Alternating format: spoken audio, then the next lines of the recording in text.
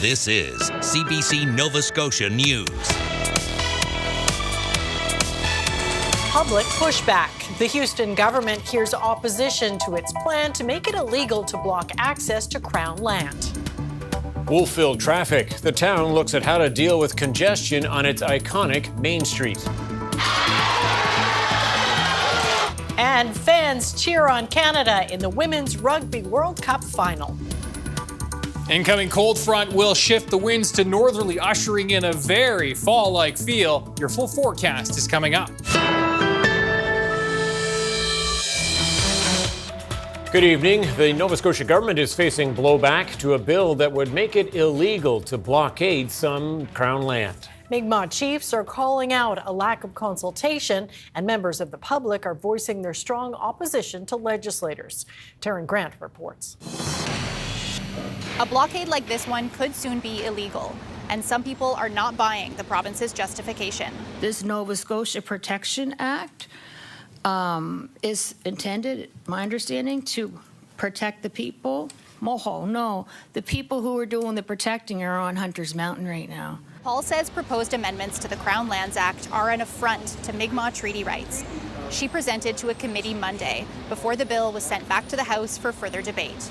If passed, anyone blocking, obstructing, or impeding access to forest access roads on Crown land could face punishment, a fine of up to $50,000, up to 6 months in jail, or both. We don't have that money. Putting us 6 months in jail, we're just going to go back to land. It's like you go arrest us, we're coming back because our future generation's getting stronger. We're here for our future generations. The Assembly of Nova Scotia Mi'kmaq Chiefs says it was not consulted or told the bill was coming. The chiefs say the province is escalating tensions at Hunter's Mountain. There's been a Mi'kmaq blockade of forestry roads in the Cape Breton Highlands for 2 weeks. Members of the blockade say they're protecting forest and moose habitat. Mi'kmaq voices were not the only ones that came out in opposition of the bill. Other presenters called the changes heavy-handed and overreaching. The message it sends about how the province interacts with its citizens, about our shared resources, is chilling. Engage, and we ignore your concerns. Disagree, and we criminalize your dissent. Haysom says it's shameful the Crown Lands Act amendments are lumped into an omnibus bill. The bill is wide-ranging and amends a total of 7 pieces of legislation. Some of the other changes deal with training for bouncers and support for survivors of gender-based violence. Several presenters asked that the bill be broken up so that each amendment can be given direct and individual scrutiny. Taryn Grant, CBC News at Province House. A wildfire near Aylesford in Kings County has prompted an evacuation order for some residents. Residents from the southern boundary of Lake George to the northern boundary of Lake George are to evacuate immediately. Residents of Lake George now out of control after being held earlier today. Because of dry and windy conditions, the fire has grown to an estimated 80 hectares in size. DNR and local firefighters are on the scene working to get the fire under control. Planes are also dropping water. More resources are en route. Meanwhile, the fire that has been burning in Annapolis County for 6 weeks is finally under control. Nova Scotia's Department of Natural Resources says the Long Lake fire is responding well to suppression efforts. While it's still not extinguished and may not be for weeks, it is not expected to grow. Its size remains estimated at a little under 8,500 hectares. DNR says that infrared scanning will be used to monitor hotspots. The fire forced hundreds of nearby residents to evacuate. All were cleared to return home last weekend. Of course, the weather impacting all of this. Here's Ryan Snoddon now. Yes, wildfire season is still upon us. Yeah, absolutely. And again, just circling back to that Lake George fire and the visible satellite from this afternoon, you can actually see between 3:30 and 5:30 that stream of smoke heading from west to east as that fire began, once again, out of control this afternoon. We know how dry it's been. The windy conditions, obviously, this afternoon did not help the situation. And as we move forward, special air quality statement is now in effect for Kings County. And looking forward with this front coming through, it's not going to be good news as we have the northerly winds in place for Tuesday, which are going to be a little on the breezy side, no question. 20 some gusts to 30. And then for Wednesday, we'll actually see even stronger winds again from the north, 20 gusting towards 30 and 40 kilometers per hour. A few showers in the mix. That's the good news. The other piece of good news, this area of high pressure bringing us dry conditions will keep a couple hurricanes offshore. We'll talk about that with your 7-day coming up. Lots to talk about. Thanks so much, Ryan. Thank you, Ryan. MLAs on the Public Bills Committee heard today that proposed steps by the government to help share personal health information about someone in crisis sooner does not go far enough. A proposed change to the Personal Health Information Act would remove the word imminent from a clause related to cases where someone is believed to be facing significant danger. But mental health advocate Nancy Saunders says more language needs to change. She told MLAs that last year, 159 people met the requirement for this law, minutes or hours before they took their own life. So I ask you, is there a world that exists where that would not be considered far too late to share vital information in order to prevent escalation and death? Saunders' son, Ben Brennan, died by suicide in 2023. She and other advocates want a lower threshold for when information can be disclosed by healthcare providers, which would be in step with the practice of most other provinces and territories. A champion for Cape Breton and longtime MLA has passed away. Alfie MacLeod represented the current riding of Sydney River Myra Lewisburg.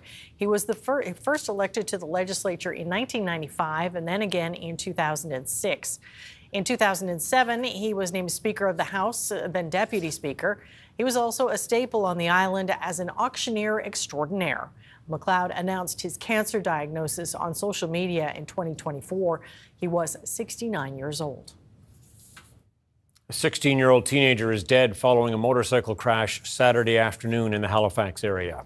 The single vehicle crash happened in the 1800 block of Old Sambro Road near Moody Park Drive and Park Lake Avenue in Williamswood just about before 5 p.m. The male driver was pronounced dead at the scene. The cause of the crash is under investigation. The town of Wolfville is asking for directions for how to best deal with traffic congestion along its iconic Main Street. Town Council has commissioned a study into the issue as tens of thousands of more vehicles pass through one of the fastest growing communities in Nova Scotia. Josh Hoffman reports. Wolfville is a popular tourism destination in Nova Scotia's Annapolis Valley. It's a quaint town beside the Bay of Fundy, surrounded by wineries with its iconic Main Street running right through it. But here on Main Street, traffic congestion is causing some headaches. Like it used to be, you'd have your quieter times of the week, but it doesn't seem to really matter much now. When you're downtown, it seems busy all the time, especially if there's something going on the weekends, if there's a ball game or any kind of sports event, things like that. You know, it really gets a little nutty downtown. Town Council voted this summer to study the issue to find possible solutions. This after the town tracked the level of traffic over a 3-month period last year and saw nearly 80,000 more vehicles pass through compared to the same time in 2023. And with Wolfville being one of the fastest growing municipalities in Nova Scotia, Main Street is on many residents' minds. When this council came in October, we did a little meeting of what did we hear at our doorsteps, because we all went out and canvassed. But infrastructure and Main Street traffic were the two top things that our residents said they wanted to talk to us about. This time of year can be particularly busy for Wolfville, with students returning to Acadia University, the harvest season underway, and events like the Deep Roots Music Festival. Mayor McKay says they welcome the busyness because it shows Wolfville has a vibrancy, which benefits residents, visitors, and businesses. And some people agree. Wolfville is booming. The art galleries are doing well. The shops are doing well. The farmers markets on the outskirts are, doing really well as well. If you have a look at the restaurants, all the activities, people are coming here to enjoy what the valley has to offer, and they're supporting local by doing so. The study will analyze vehicle and pedestrian traffic patterns and recommend options to mitigate congestion, which could include installing traffic lights or even roundabouts. But Mayor McKay says any changes that are made won't take away from what makes Wolfville's Main Street so attractive to visit. Josh Hoffman, CBC News, Wolfville. Faculty members at Acadia University have voted to ratify their new contract. It is a 3-year deal that runs until the summer of 2028.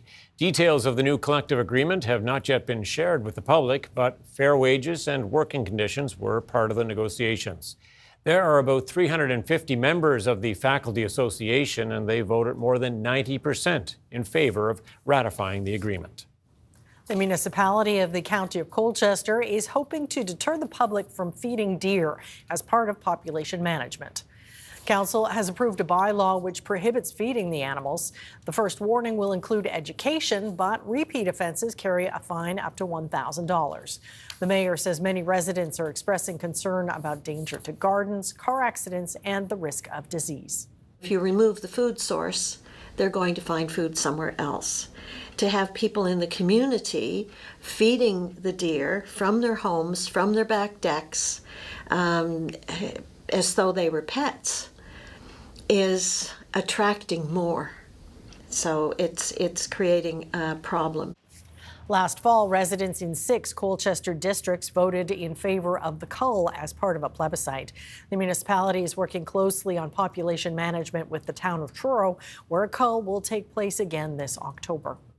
Some Nova Scotians are calling on the provincial government to scrap the tax charged on used vehicles. Currently, Nova Scotians who buy used vehicles from private individuals pay a tax when registering the vehicle with the province. It doesn't matter how many times a vehicle is sold, the tax applies each time.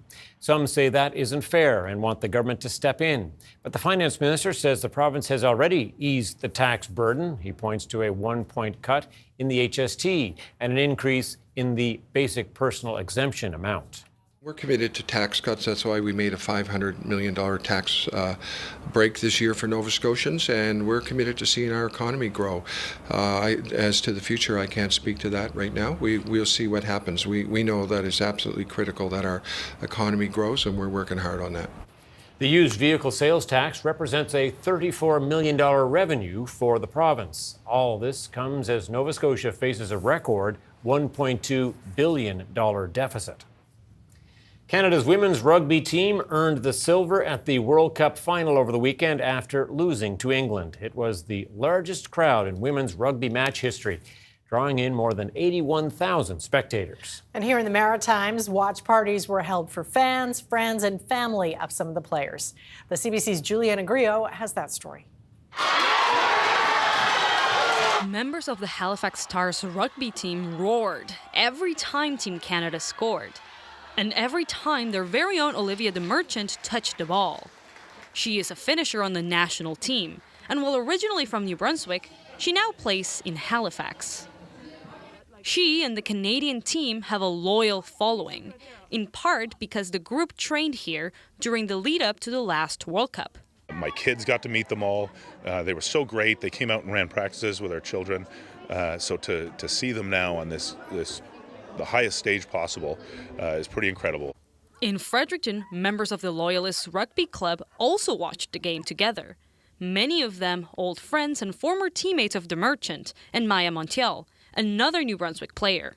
Oh my gosh, amazing, like to have that link with them 100%. You know, you kind of get the fears and the jitters for them when they're out there. So no, it's amazing. I think everybody in there kind of was nervous and excited. And in Charlottetown, Alicia Corrigan's family watched the game from the local sports bar. Around the restaurant, there's photos of the player in her early days, before she was in the national team.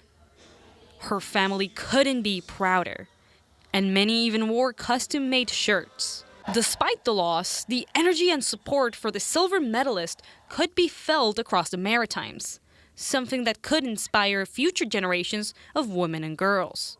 Juliana Grillo, CBC News, Halifax. Tuesday, September 30th, is the National Day for Truth and Reconciliation, a day to recognize and reflect on the impacts of the residential school system. In Halifax, there will be an interactive cultural demonstrations at the Mi'kmaq Native Friendship Center between 11 a.m. and 3 p.m. There will also be free admission to the Museum of Natural History and the Maritime Museum of the Atlantic, which both feature exhibits that celebrate Mi'kmaq culture. Halifax City Hall will be lit up in orange.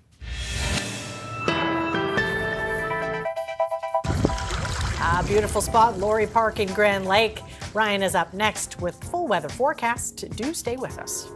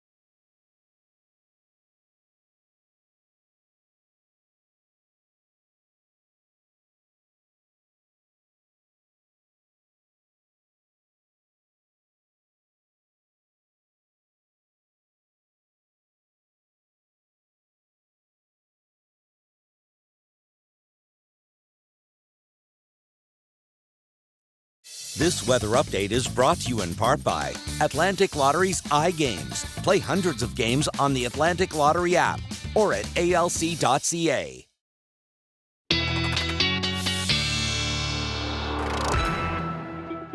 All right, it's pretty amazing how weather conditions can change just that little bit and impact or literally fan the flames of a wildfire here in Nova Scotia. Yeah, and it's not going to be better for them tomorrow either. It sounds No, like. the winds are going to shift though today from the west, and so tomorrow from the north. And so I'm sure firefighters are already preparing for that possibility and that likelihood with the forecast. And the winds are going to be from the north for the next couple of days, and they're going to continue breezy. So an uphill battle for crews fighting that fire. Let's first have a look at our webcam video shot from tonight, and this is Cobequid Mountains. Boy, change in the air and this week, and changes in the leaves. You could see it this weekend, Yeah, really changed. starting to change. And this is a look from Masstown, looking north over the Cobequid Mountains, and you can see how much color is there in that shot already. That's, of course, looking north. Now, as we look across the province right now, we are still looking at temperatures into the low 20s at this hour, high teens along the along the Tri-County area, Atlantic coastline, and into the mid-teens for places like Inverness. There are those winds which have been a factor today. For that fire in Lake George. Now, as we look at the sustained winds, you can see near 30 at Greenwood at last check, 30 at Truro as well. And we've been seeing some gusts in the 40 to 50 kilometer per hour range. So this has been a factor today through this corridor where that fire is in place. And a special air quality statement is in effect for Kings. And again, that evacuation mandatory evacuation for those areas that we mentioned earlier in the program. Now, as we look at the front that's moving its way southward, this is going to shift the winds to north. High pressure is going to move in. And there is Humberto and Imelda, which two hurricanes in close proximity. You don't often see this, and you really don't often see this, which is one storm, Humberto moving this way, and Imelda will be crossing right over where Humberto was within a day or so of each other. And you can see Thursday, both storms towards the end of the week are going to be moving their way northeast and will be south of the Maritimes. And we can thank this area of high pressure that's building into the area for keeping those storms at bay. But of course, that's just going to amplify our dry conditions here across the province. Tonight, temperatures will range between 12 and 14 degrees for most, a little cooler in some spots. Chance for showers, Cape Breton and the northeast. As we watch this front coming through, these are going to be very spotty showers. As the front comes through Tuesday morning, that wind will shift to northerly, and that's going to be a factor throughout the day tomorrow. There is a chance for some isolated afternoon showers Tuesday afternoon, Cape Breton and the North Shore, and then into the evening for Cumberland County, Colchester, down and towards the Halifax area. We will likely stay dry tomorrow at least. For Kings and back into the valley, and also for the Tri-County area. The chances for showers with temperatures 15 to 17 across Cape Breton tomorrow. The winds are going to be from the north, 20 gusting 30 to 40 for Antigonish County. High of 18, but likely a bit of a temperature drop toward the end of the mid to late afternoon as that wind shifts to the north and becomes a little more amplified. 17, 18 degrees along the North Shore tomorrow. We'll look at 18, 19 degree temperatures in through the Halifax region and back towards the west. Temperatures will range from between 17 to 20 degrees. And again, that wind from the north sustained near 20 gusting towards 30 kilometers per hour here in that Lake George fire corridor. So again, the crews will be battling the wind for tomorrow and the continued dry conditions. Now for Wednesday, there is a better chance for a shower in Kings and across the province, in fact. Those scattered showers in place. There is Humberto, or what will be left of it at that point. And you can see for Wednesday, temperatures 12 to 15 degrees. So a real fall-like feel, real October-like feel for the first day of October. Those chances for showers primarily central and eastern areas on Wednesday. So there goes Humberto. High pressure continues to move in on Thursday. The wind still from the north. Maybe not quite as breezy for Kings, but still a breezy day indeed. And there is Imelda, which will be basically following it along in this big trough of low pressure directed to our south and east as high pressure really just settles in even further. Note temperatures pretty cool on Thursday, mid-teen temps yet again, and then back above seasonal, or at least near seasonal, we'll call it on Friday. And how about that weekend? Temperatures back into the low 20s for the first weekend of October. Tom and Amy. Yeah, here we go again. Not too bad. Okay, thanks so much, Ryan. Thank you. Thanks, Ryan.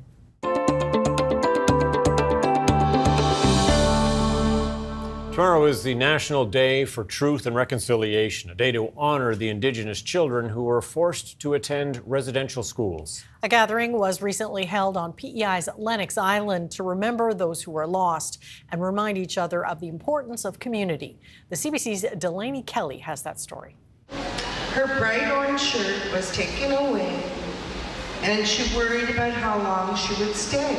A sea of orange shirts filled the John J. Sark Memorial School gym for the community's Orange Shirt Day ceremony.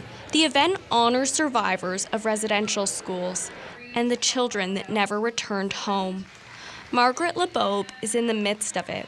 one of the survivors the community is honoring. LeBeaube attended Shubenacadie Indian Residential School for 3 years and says it's great to see children practicing their cultural ways in a way she was not allowed to as a child. I love what they did for everyone here, including the kids. I love what they're doing.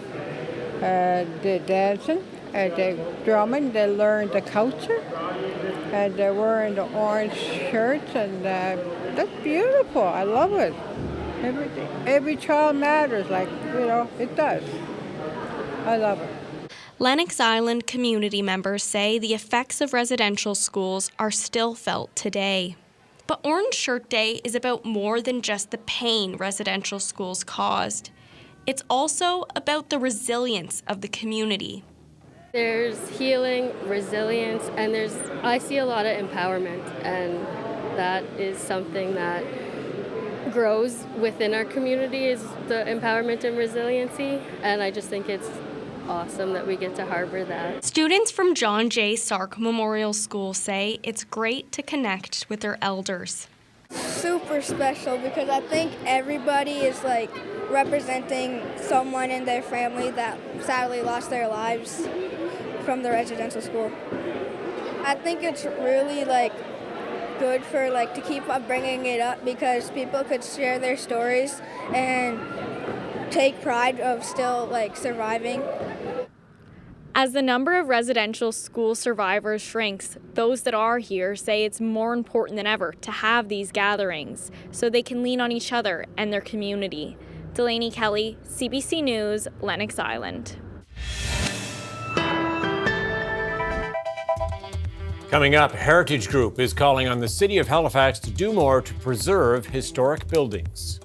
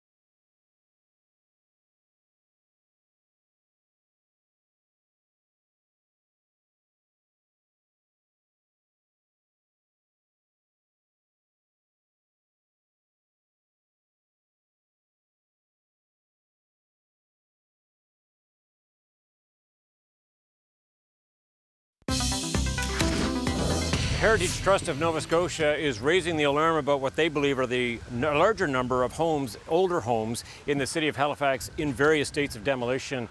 And Andrea Arbic is with me here from the Trust on William Street here in Halifax, in front of a home that you're particularly concerned about. Yes, we're quite concerned about this home, which is a really fine example of Victorian heritage on a streetscape which is largely intact. This home has a great deal of architectural merit. It's associated with a number of very important historical figures in Halifax. Roderick MacLeod, who was a miner, sort of important nationally and provincially in terms of mining history. Also associated with James Ralston, who was the Minister of Defence during the Second World War, so obviously a very central figure in Canadian history. And this house had an application in to have it designated as a heritage building, which would protect it from demolition. But we understand from the neighbors, and you can hear in the background the banging, that the house is being dismantled from the interior. As of this morning, when we looked at the HRM website, there was no approved demolition permit for this building, so we're very concerned about it. It's just one of many buildings that's coming down in the area, and we've already lost 90% of the pre-1878 buildings in Halifax, and if something's not done, we're concerned that we'll see the same numbers for post-1878 buildings. Now, you believe there's some sort of a misunderstanding on behalf of the committee that oversees this kind of protection.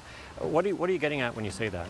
Well, we just think that when the committee reviewed the petition from the residents of William Street, who initiated the application to designate this a heritage building, that the committee wasn't given to understand that perhaps there was an option for them to ask to review it, score it, and if it reached the required score of 50 points, to have it added to the list of registered heritage buildings. And so we'd like to see the petition from the residents of William Street go back to the Heritage Advisory Committee for them to meet quickly to vote on this, whether or not this merits being designated a heritage property, in which case then that would give HRM the powers under the Heritage Property Act to stop the demolition.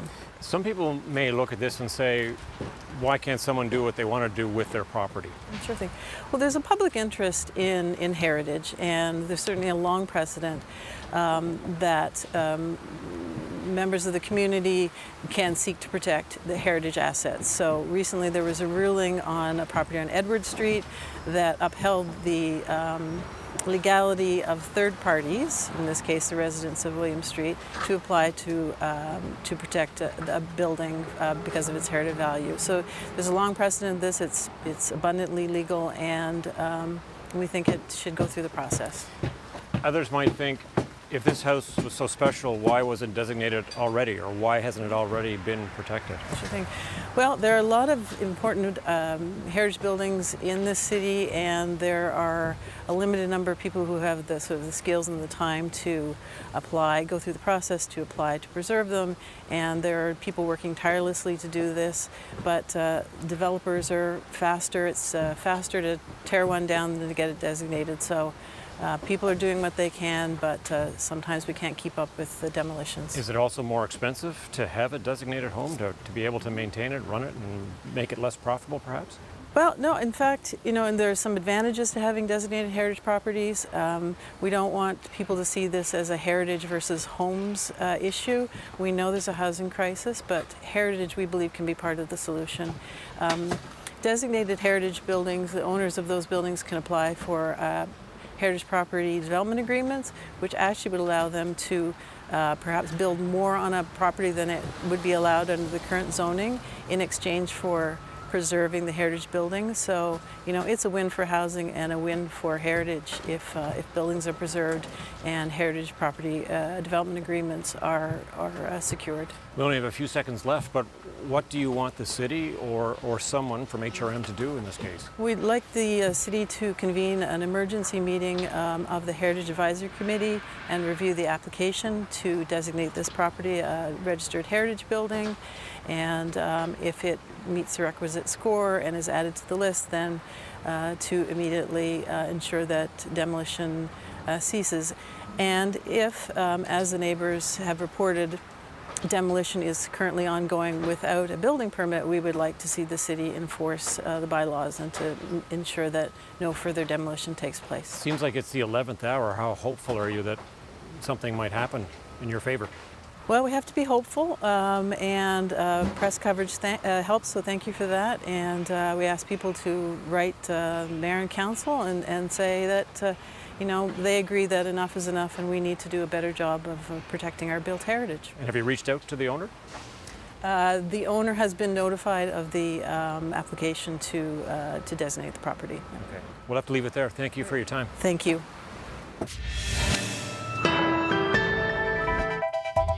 Coming up, Israeli Prime Minister Benjamin Netanyahu is at the White House discussing plans for a ceasefire in Gaza. And protests erupt in Portland, Oregon over the Trump administration's authorization to deploy military troops.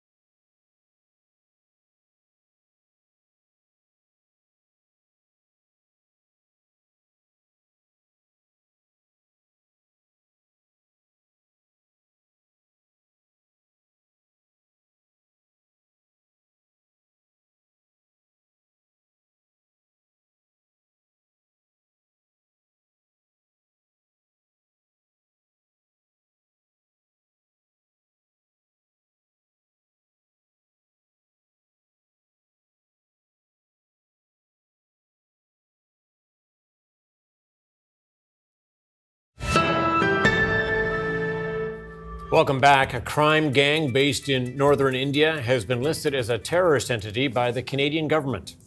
Ottawa says the Bishnoi gang has been linked to extortion, arson, shootings, and murder in North America. The CBC's David Thurton reports.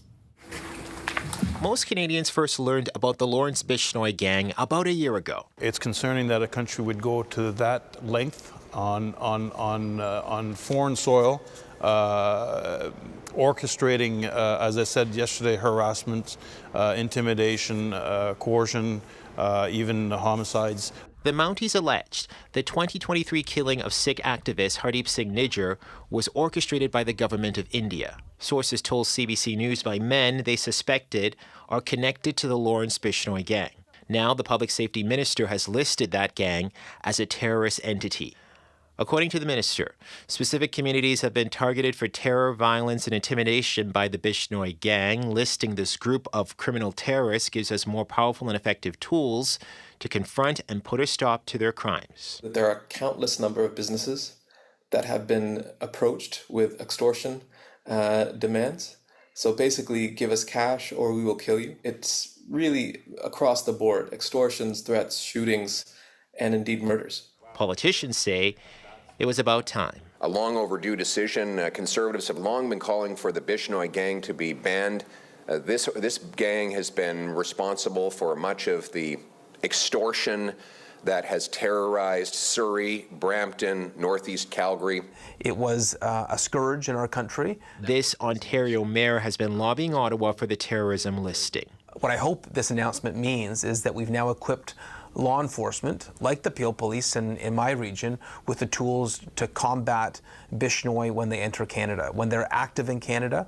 But academics are concerned about the growing number of groups being listed as terrorists, saying it's being driven by politics rather than a rigorous process. David Thurton, CBC News, Ottawa. Police in Michigan now say that all the congregants have been accounted for after their church was attacked by a gunman and set on fire during a packed Sunday service. 5 people were killed, including the suspect. 8 others the were hurt. FBI is investigating this as an act of targeted violence, and we are continuing to work to determine a motive. Police say the gunman was Thomas Jacob Sanford, a former U.S. Marine who served during the Iraq War. He was killed in a shootout with police after ramming his truck into the Church of Jesus Christ of Latter-day Saints in the town of Grand Blanc, then opening fire and using an accelerant to set the building ablaze. It was completely destroyed. A White House official told Fox News the suspect hated people of the Mormon faith. Political and business leaders in Oregon are urging U.S. President Donald Trump not to deploy federal troops in Portland. Over the weekend, Trump authorized a deployment, in his words, quote, to protect war-ravaged Portland and any of our ICE facilities. Steve Futterman brings us up to date. There are growing concerns in Portland. Last night saw what have been mostly peaceful protests turn into a number of confrontations. The increased tensions come as Donald Trump wants to make Portland the latest American city to have troops in the street. I believe in our own citizenry to take care of our streets and to take care of our communities. Trump has been hinting for the last few weeks that he was ready to deploy the National Guard. Have you seen Portland at all? If you take a look at what's happening in Portland, it's amazing. This has been going on for years. It's just people out of control. They're crazy. We're going to stop that very soon. Oregon and Portland are already fighting back. This weekend, they took action. At 9:32 this morning, we received communication from the governor's office that the president had invoked Title 10 to deploy Oregon's National Guard to the city of Portland. As of 2 o'clock today, we have a lawsuit filed in Portland in the United States District Court. The governor says the troops aren't needed. She has tried to make that clear to Trump. I told him in very plain language that there is no insurrection or threat to public safety that necessitates military intervention in Portland or any other city in our state.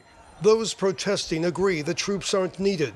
They say they are simply engaging in free speech to oppose any deployment. I think Portlanders will continue to be loud and we will continue to peaceably protest. In 2020 and 2021, there were violent protests in Portland. Confrontations with police resulted in injuries and arrests. But officials say that is not what is happening now. In fact, until now, the protests in Portland have, for the most part, been peaceful. Opponents of President Trump accuse him of using violence in the past, those videos from 5 years ago, as a pretense to send troops into the city. And some are even suggesting that he's trying to intentionally escalate tensions and protests to justify the deployment of the National Guard. Steve Futterman, CBC News, Los Angeles. Some changes are coming to WestJet. The airline is modifying the layout in some of its planes, including removing what some consider a comfort, others an irritant, the ability to recline your seat. The CBC's Caroline Bargut reports. You pay extra to check your bags and pick your seat. But soon, on many WestJet flights, the ability to lean back won't come standard either. Everything's about the dollar and everything is costly.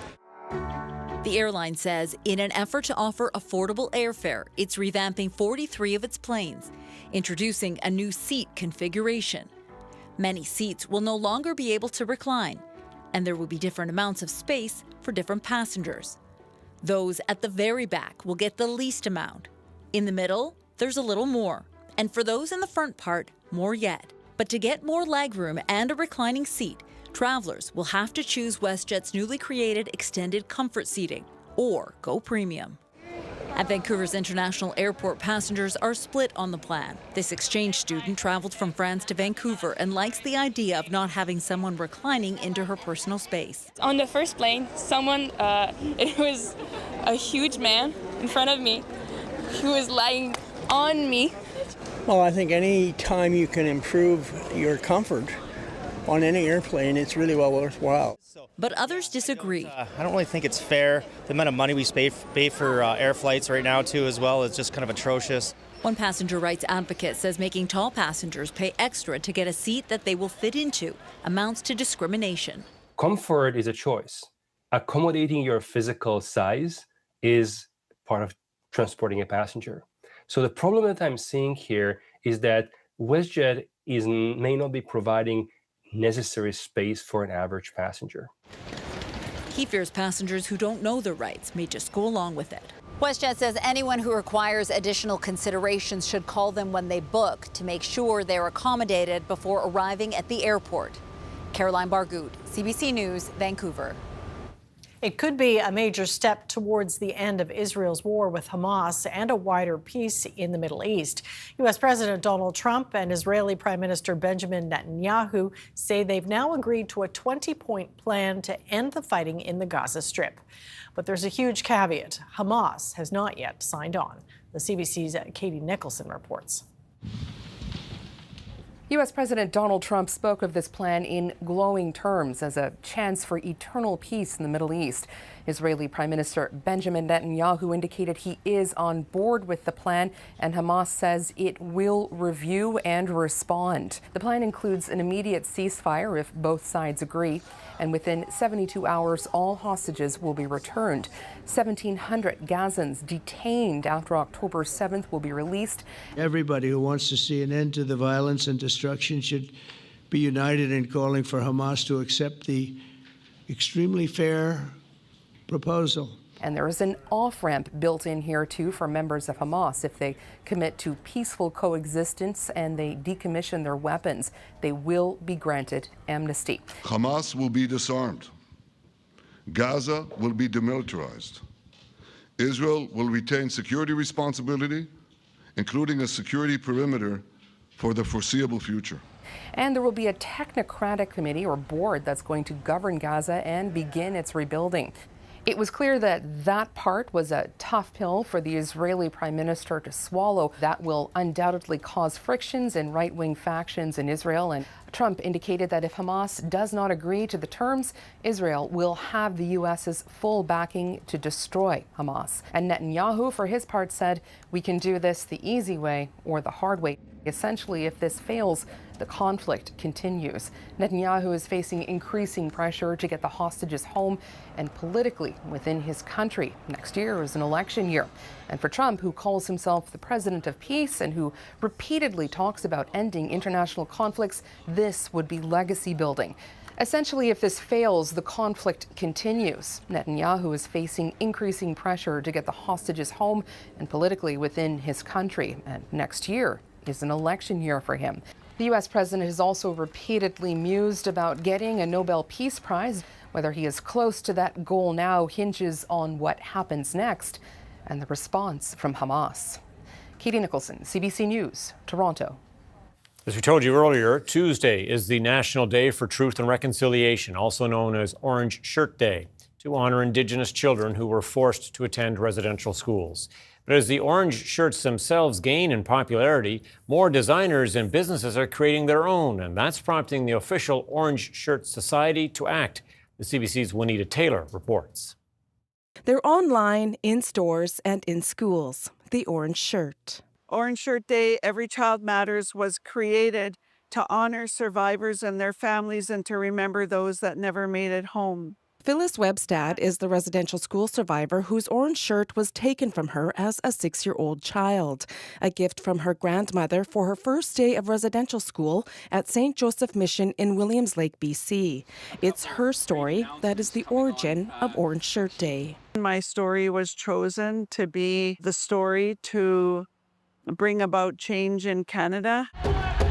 Now, thousands of Canadians wear orange shirts to mark the National Day for Truth and Reconciliation. It hit social media and just blew up to become the Orange Shirt movement. That movement has sparked interest by designers and companies to create their own shirts. I once did a 10-minute search on the internet, and I found 10 countries selling Orange Shirt Day, Every Child Matters shirts. But some companies have been selling shirts that don't meet criteria set out by the Orange Shirt Society. It's maddening to see that happening.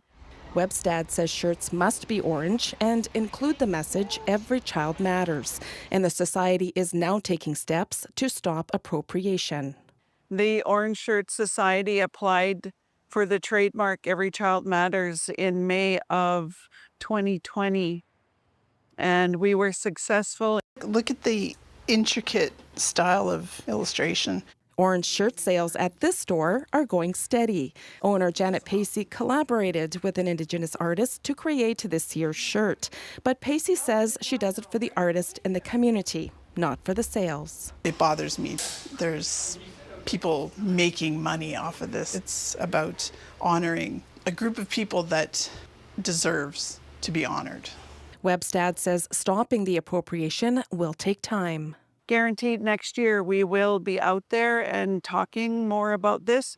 Events will be held on Tuesday across the country to mark National Day for Truth and Reconciliation. No doubt in a sea of orange. Juanita Taylor, CBC News, Yellowknife. Strength in the technology sector helped Canada's main stock index finish more than 200 points higher Monday, while U.S. markets also rose. Here's a look at the numbers as we head to break.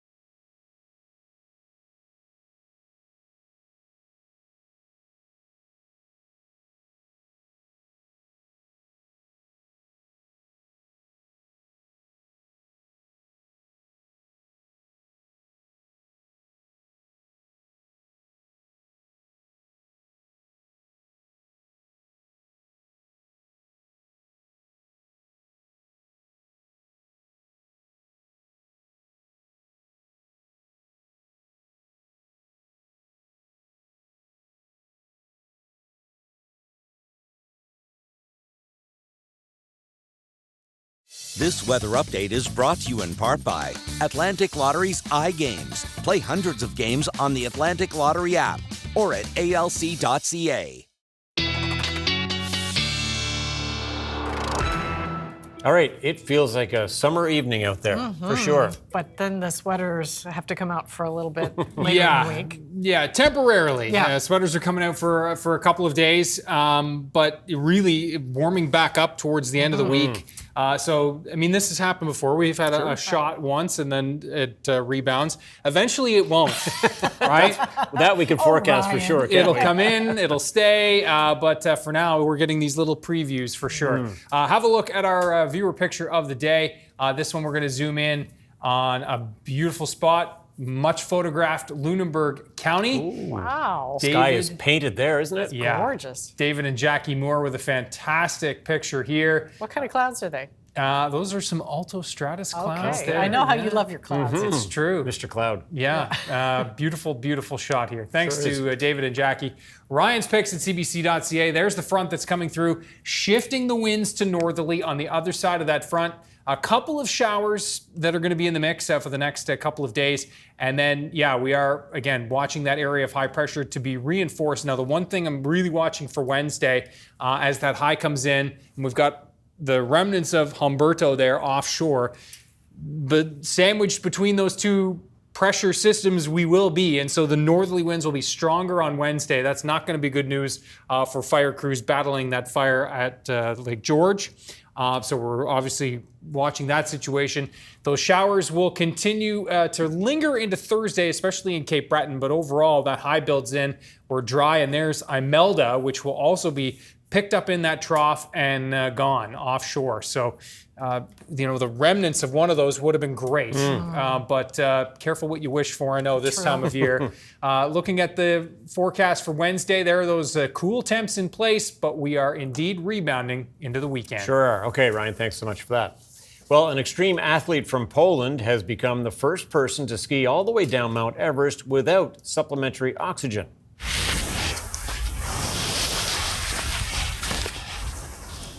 Andrzej Bargiel clipped on his skis and took the plunge from the summit of 8,847 meters. He reached Camp 2 by nightfall and stopped for the night since safe navigation would have been impossible. Bargiel snapped his skis back on the next morning and carved his way all the way down to the Everest base camp. He is also the only athlete to ski without supplementary oxygen from the summit of K2, the world's highest mountain after Everest. That is impressive. Yeah. That's it for us tonight. Thanks for watching. We'll see you next time. Good night. Good night.